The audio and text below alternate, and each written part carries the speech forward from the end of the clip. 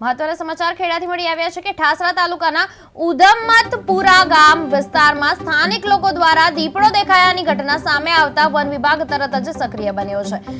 નાયબ વન સંરક્ષક અભિષેક સામરિયાએ જણાવ્યું છે કે હાલ સમગ્ર ટીમ દીપડાની હલચલ પર નજર રાખી રહ્યા છે અને તેને પકડવા માટે કામગીરી ઝડપથી ચાલી રહી છે। ઉદમતપુરા ગામ વિસ્તારમાં સ્થાનિકો દ્વારા દીપડા જોવા મળેલ છે। આ સમયમાં હું સ્થાનિકો અને જાહેર જનતાને અપીલ કરું છું કે ગીચ વિસ્તારમાં જવાનું ટાળવું, બાળકોને એકલા મૂકવું નહીં, ઘરની આજુબાજુમાં સાફ સફાઈ રાખવી, ઘરની આજુબાજુના બાંધેલા ઢોર પાસે સૂવું નહીં, ગીચ વિસ્તારમાં ઢોર ચરાવવું જવું નહીં। ના સરપંચના બ્રધર છું નાના, અને અમારે સિંહ વિસ્તારની અંદર 12 થી 2 ના ગાળામાં દીપડો આવ્યો એવી લોકવાયકાથી હું ગયો હતો।